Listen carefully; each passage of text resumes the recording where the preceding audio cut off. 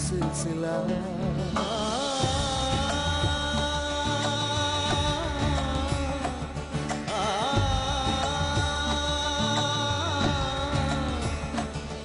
जब आसमानों की ख्वाहिश होने लगे, इंसानियत अपनी आदत खोने लगे।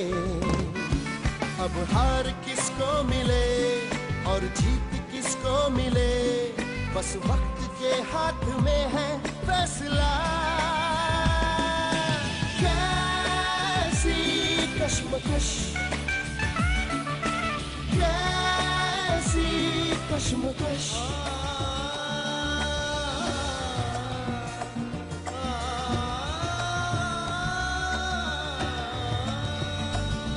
इस जिद भरी जंग का अंजाम किसको पता, बस वक्त के हाथ में है फैसला।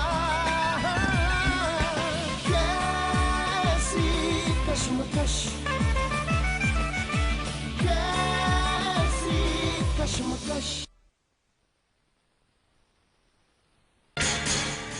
मैं नहीं चाहती कि हमारी वजह से साहिल और तन्नू के रिश्ते में कोई दरार आए। अरे वो बेचारा ये भी नहीं चाहता कि हम यहाँ अपनी मर्जी से नहीं, हमारी मजबूरी से जा रहे हैं। और हमारी मजबूरी का नाम विक्रम मल्होत्रा है।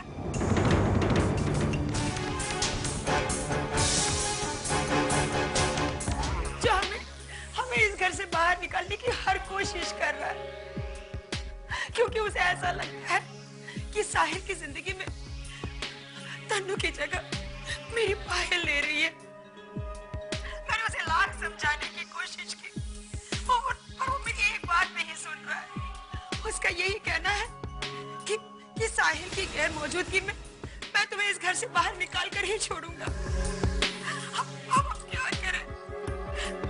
लेकिन चुटकी, उनका कहना भी सही है। आखिर वो एक बेटी का बाप है, एक ऐसी बेटी जो साहिल की पत्नी है।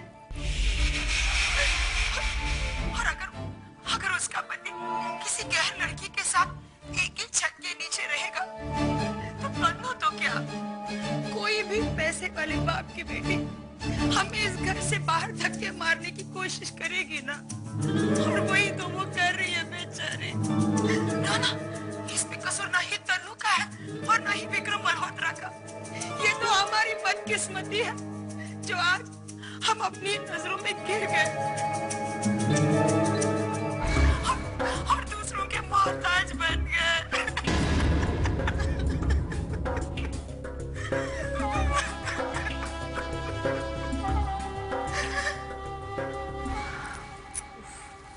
बहुत थक गई।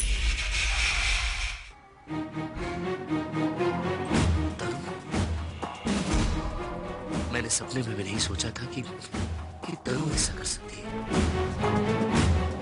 मुझे लगा था कि कोई मुझे समझे ना समझे, पर मेरी तनु मुझे समझती। मुझे अफसोस है कि मेरी समझ भी इतनी ना समझ निकली।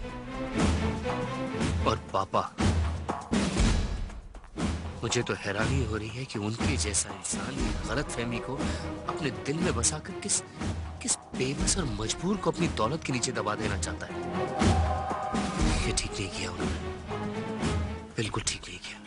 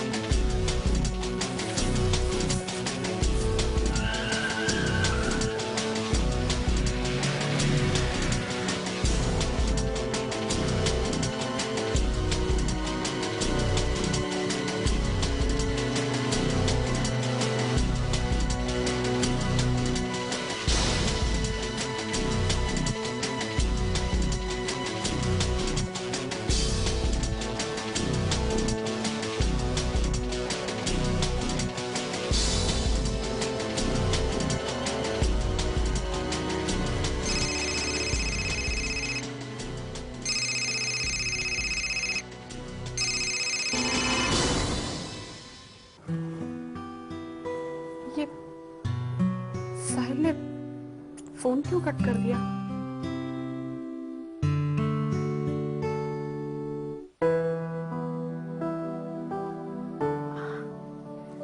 माशाअल्लाह, कितनी खूबसूरत लग रही हो। साहिल देखेगा तो देखता ही रह जाएगा। साहिल आता ही होगा। क्या बात है छोटी दुल्हन, परेशान लग रही हो? दाइमा, बड़ी अजीब सी बात हुई। साहिल का फोन आया था। तो इसमें अजीब क्या बात है? क्या कह रहा था?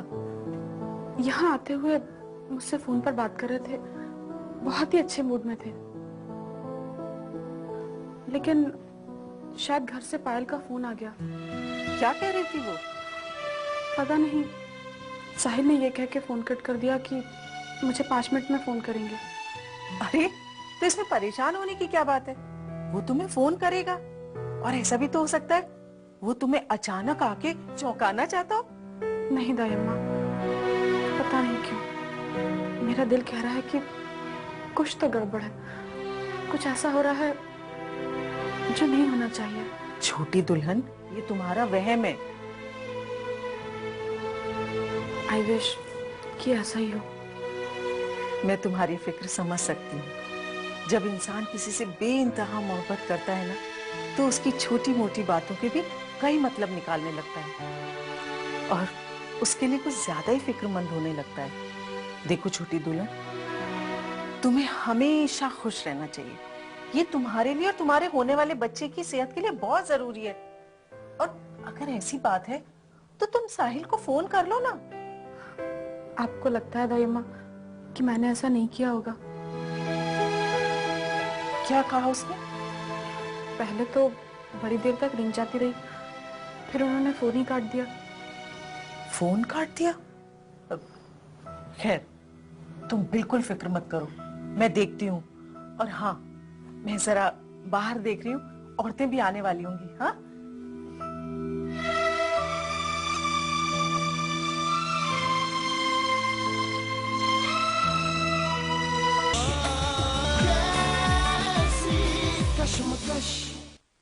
हेलो, मैं बोल रही हूँ।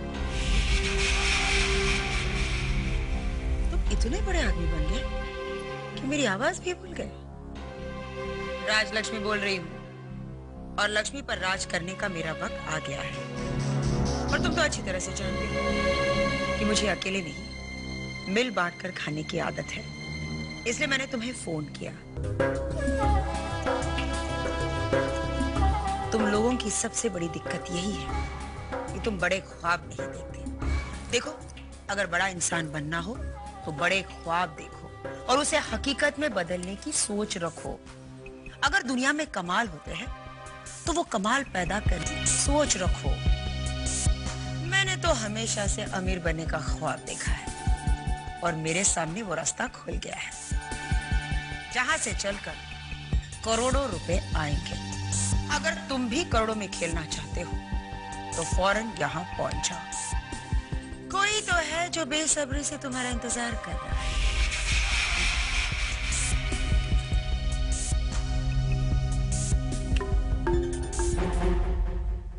एक खेल खत्म हो गया तो दूसरा खेल शुरू।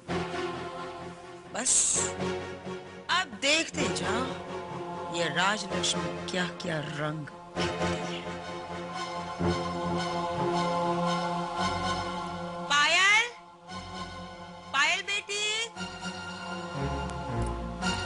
पायल।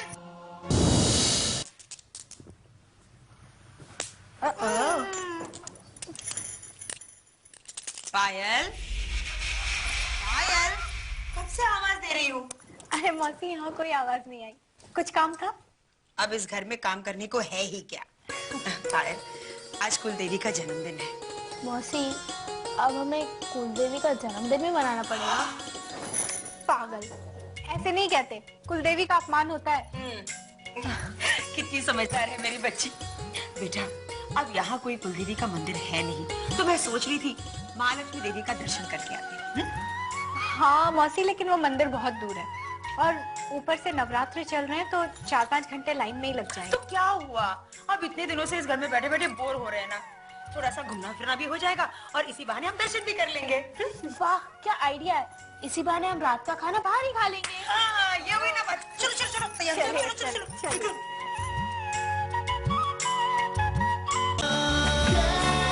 कैसी कश्मकश जच्चा मेरी भोली भाली रे, जच्चा मेरी बिल्कुल सीधी रे, जच्चा मेरी भोली भाली रे। सात कनस्तर घी के पी गई सोमन रबड़ी, सात कनस्तर घी के पी गई सांप मार चिराने के बिच्छू मार बगल में। जच्चा मेरी मच्छर से खाना ना जाने, जड़े कर गई रे। जच्चा मेरी जच्चा मेरी बिल्कुल सीधी रे। आए गए का लहंगा फाड़े सास ननद की धोती, आए गए लहंगा फाड़े सास ननद की धोती। मेरी मच्छर से डर गई रे, जच्चा मेरी भोली भाली रे, जच्चा मेरी। ये लीजिए, अब आप बजाइए। साहिल नहीं आया अभी तक। अरे चिंता क्यों कर रही हो, आता ही होगा। अगर उसे आना होता तो अब तक आ जाता ना भाई माँ, उसे पता तो था प्रोग्राम का समय। छोटी दुल्हन, अब वो आधे रास्ते तक आ गया है तो वो आएगा जरूर। हाँ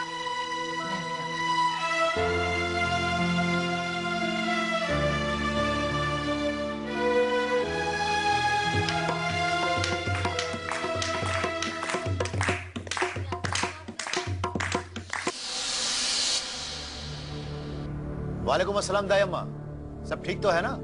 अगर सब कुछ ठीक होता तो मैं आपको कतई तकलीफ न देती। क्यों दाई अम्मा, बात क्या है? रस्म का वक्त निकला जा रहा है और साहिल अभी तक नहीं आया, इसी वजह से छोटी दुल्हन